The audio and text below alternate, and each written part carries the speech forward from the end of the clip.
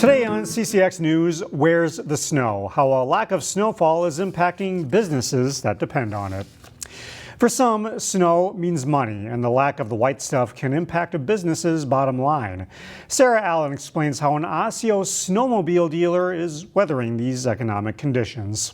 The lack of snowy conditions has put a brake on some sales at Heinen's Motorsports. It's been a little slow, the lack of snow. It really hasn't helped, 2 years of no snow really hasn't helped move snowmobiles. Sales expert Jordan Deutscher says snowmobile sales are down 20% from a typical year. But some cooler temps this winter have helped other sales. Four-wheelers and side-by-sides have been selling because people are able to use those out when they're ice fishing. And since the local snowmobile base isn't strong, the motorsports store is trying to recoup losses by attracting customers where there is snow. We've been doing some advertising out west, in Colorado, Wyoming, Montana areas. I got 3 that are going out they'll leave on Sunday. They'll get delivered out to Colorado.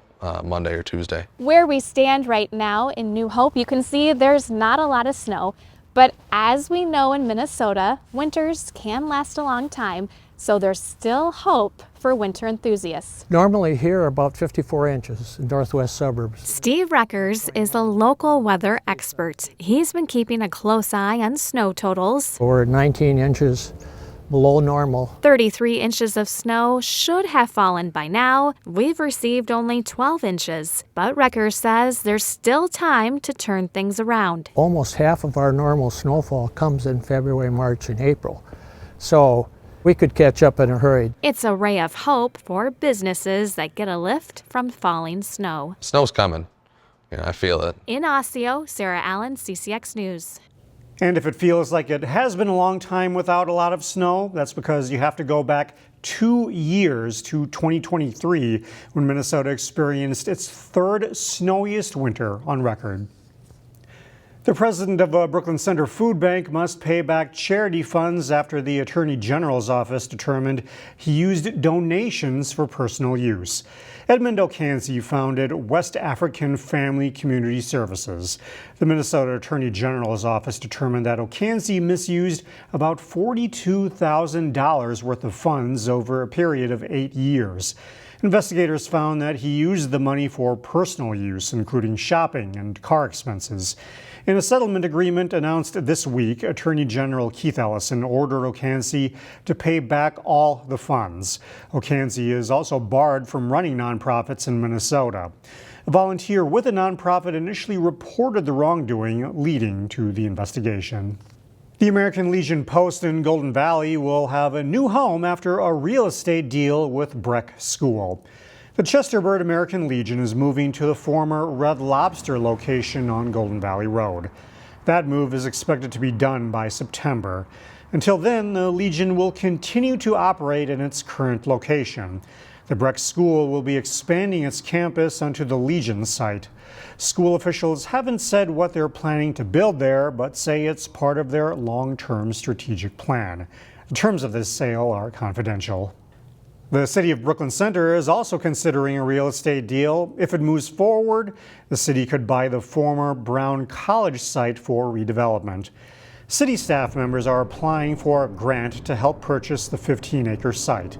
The property is valued at $2.3 million. A grant from the state could cover half the costs to buy and demolish the building. The city is looking for outside funding to cover its portion of the costs. Some city council members feel Brooklyn Center already owns too much undeveloped land. The best laid plans have continued to lay across our city. And I could not, in benefiting the residents, this does not. If Brooklyn Center buys the property, it could be combined with the former Target site for redevelopment. Dance, math, and speech. Those are just some of the areas in which Wayzata High School's Aaratrika Mondal excels. But that's not all. In this edition of Standout Student, we learn why her teachers say she has a future in the field of science. The whole focus of the block today is really to dive into what is required in our academic paper. How do we go about writing an AP research paper? When you're in high school, you don't always have a clear vision of the path ahead. So, are we justifying why that's a gap, or are we justifying what we're like what our methods are and how we're tackling Both. that. But students like Aaratrika Mondal have a head start. Make the research the highlight. She and the other students in this class are part of Wayzata's Honors Mentor Connection program, where they're paired with an industry expert to help them on a year-long research project. Aaratrika's focus is in biology. I'm paired with a professor at the University of Minnesota, and she is helping me to have my own project where I get to research these cells called fibroblasts in cancer, and we're hoping to find a treatment that will help people in the future. It's a heavy topic for someone who's only a junior in high school. Aaratrika is incredibly driven. She was seeking out an opportunity with a mentor prior to even joining Honors Mentor Connection. In addition to her cancer research, Aaratrika is on the speech team, and she's part of the Science Bowl team that just won the regional championship. It's no surprise that she has a 4.0 GPA. That's a value that I've inherited, where I've really valued all of the education and learning that I receive, no matter where it comes from.